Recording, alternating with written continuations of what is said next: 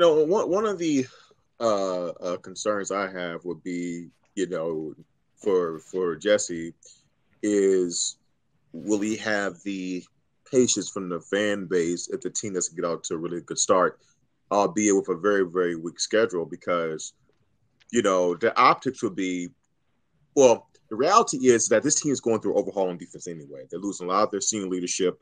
They're going to be trying to figure out, who's their playmakers on defense anyway. So the team is not getting out to the best start. And then Jesse Minter already has this kind of worrisome background in terms of Vanderbilt struggling on defense last year. Would it not be truly fair to him in terms of the optics if the defense doesn't get out to the best start? Do you see that possibility playing out at all?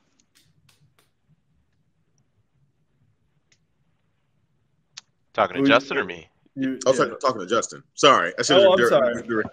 Yeah. You're good. I mean, listen, it's Michigan fans out there. I definitely see Michigan fans being negative if he gets off to a slow start. I think what I would say back to that is there's a chance, even if Mike McDonald was still the D coordinator, that this defense will take a step back, right? Absolutely. So people have to understand that for sure. And now, like I said, you've got juniors on this roster that have had 3 different defensive coordinators. Obviously, going from Don Brown to Mike McDonald is a huge difference. So I'm hoping that at least the verbiage, that type of stuff, the play calls are very similar. That will help out those guys. But I definitely understand what you're saying there. That is for sure. What I think that helps is they've got 4 cupcakes at the beginning of the year to figure that out, and this offense should help that too. It's not even cupcakes. Like that's batter, man. Like it's brutal. You're talking about Connecticut and Hawaii. Like you can put those two together, and they might go 2-10 in the MAC. That's all. So I'm just saying. Go ahead, Des.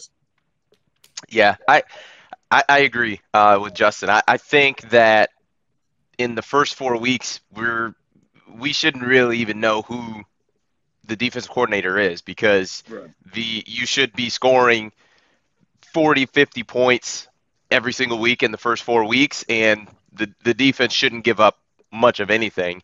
And just to echo everything that Justin said, if you are looking at Michigan, even as a fan, but if you're looking at it objectively, losing potentially the number 1 pick in the draft, losing another top 20 prospect in David Ojabo, losing a first-round safety in Dax Hill. I mean, you would have to think that with just the production that those 3 guys brought you, you would have to think you take a step back. I mean, let's say those 3 guys went into the transfer portal. I mean, you would have to expect the defense to take a step back. Now, what does that step back look like? I'm not quite sure. And who knows? Maybe there's some guys on this team that we were unaware of that would have a monster year that, Ojabo kind of came out of nowhere. I think with Aiden, we kind of knew he was going to be a player. I don't think we knew he was going to be a player to the effect that he was, but maybe there's another guy who's just been waiting on his turn to kind of, just get on the field and couldn't get on the field behind, those 2 monsters that just terrorized the Big Ten. And maybe that guy's ready to rock. So I think that it's one of those things that if you're looking at it, you would have to think that defense was going to take a step back, and ideally you'd like to think the offense would take a step forward to balance things out from where that last 2021 season was. Justin, I'm thinking about, the style changes on offense in terms of replacement of Gaddis, Moore and Weiss, Cole coordinating the offense. And anytime I see a situation like that, I also get concerned about the possibility of too many chefs in the kitchen. And, I think, wasn't Pep Hamilton like the passing coordinator? I couldn't remember who was just right. You always get a little bit worried about that. I mean, do you see that being a possible issue? The reason I don't is because Matt Weiss and Sharon Moore are so specialized in Matt Weiss with the QBs and Sharon Moore in the run game that's gonna. I don't feel like they're conflicting. I feel like they're bouncing ideas off each other, and I feel like they're still gonna stick with their sides of it. You know, I think when you talk about Pep Hamilton back in those days, it was like Jim Harbaugh clashing with Pep clashing with the wide receivers coach and that type of thing. So I think that Jim Harbaugh has it set up really well because Mike Hart's still the run game coordinator too. So he's going to be, throwing his 2 cents in there too. So I do agree. I don't like it when I like all of it, all these guys together. The only thing I don't like is when you have play calling in 2 different spots.